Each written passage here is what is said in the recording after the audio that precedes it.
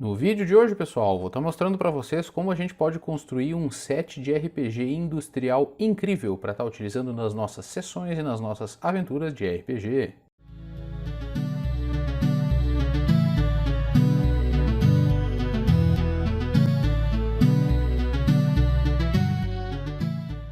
Então, pessoal, esses aqui são os materiais que a gente vai estar utilizando para fazer o nosso projeto dessa semana, tá?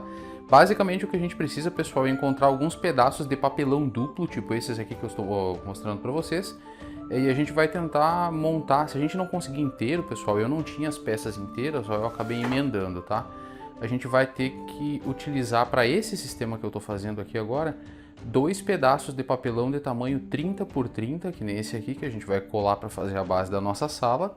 A gente vai precisar de 4 pedaços desse mesmo papelão, só que dessa vez com 10 de largura por 15 de comprimento para fazer 2 corredores. Por isso a gente precisa 4, né, para fazer ele com 2 papelão de altura.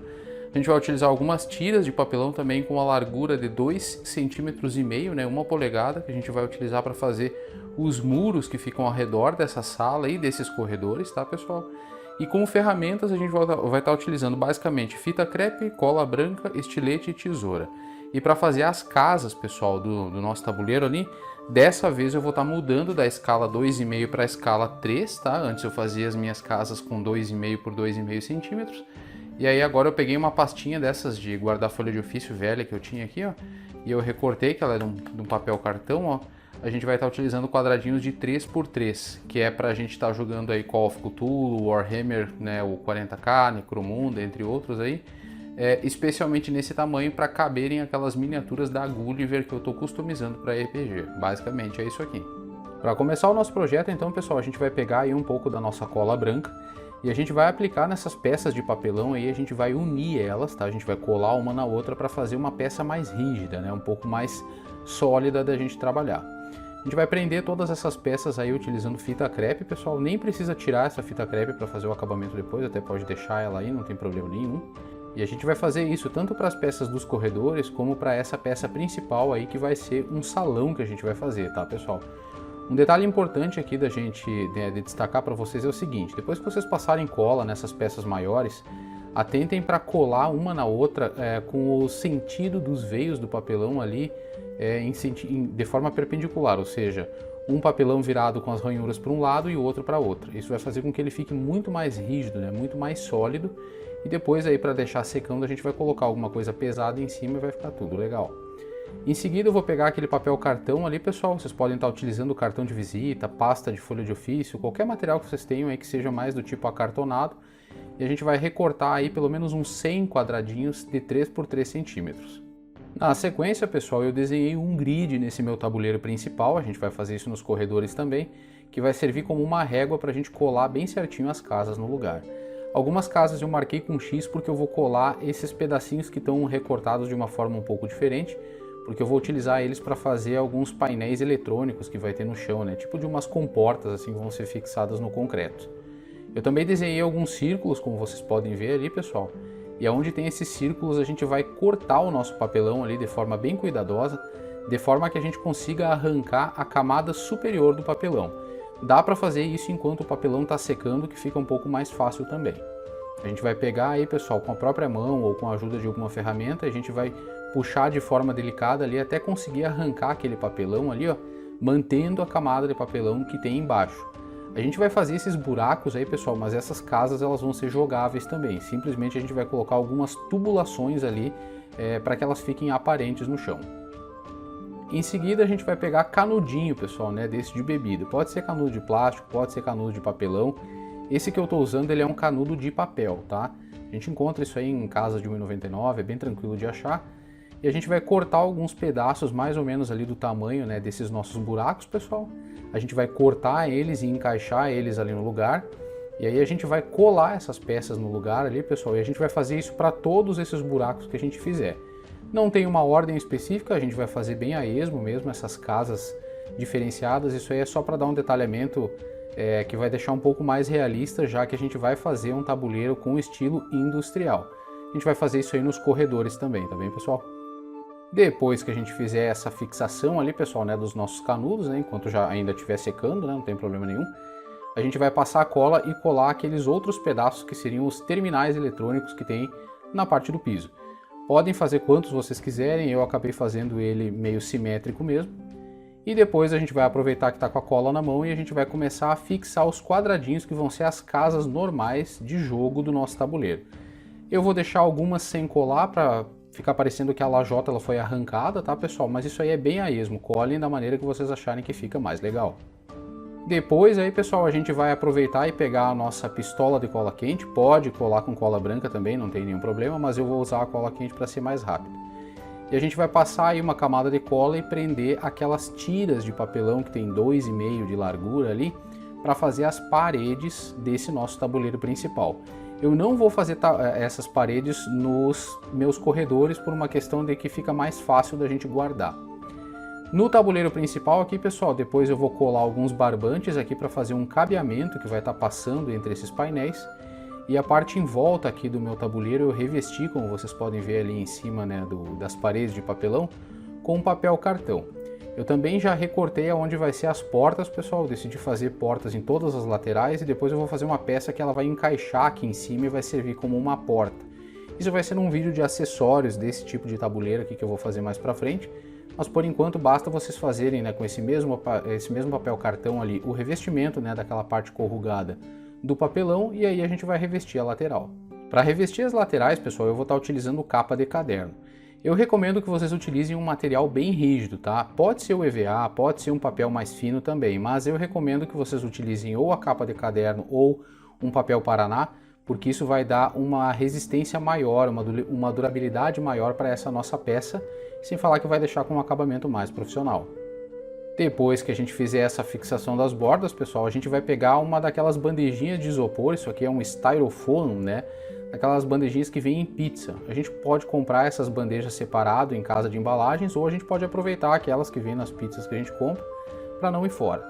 A gente vai cortar algumas tiras da altura interna das paredes e aí em cada uma dessas tiras a gente vai fazer umas linhas, pessoal, de mais ou menos ali meio centímetro de largura, que vai servir para a gente começar a desenhar a textura de tijolo que eu quero colocar no interior desse nosso tabuleiro. Esse nosso tabuleiro, eu quero que ele fique com um aspecto de bunker. A gente vai pegar o nosso estilete aí, pessoal, e a gente vai fazer pequenos recortes ali para delimitar, né, o tamanho dos tijolos. Eles têm que ter aí entre 1 centímetro, 1,5 centímetros para ficar bonitinho. E uma vez que a gente tenha feito essa textura aí, pessoal, a gente vai recortar esses pedaços de isopor bem no tamanho que tem ali por dentro as nossas paredes.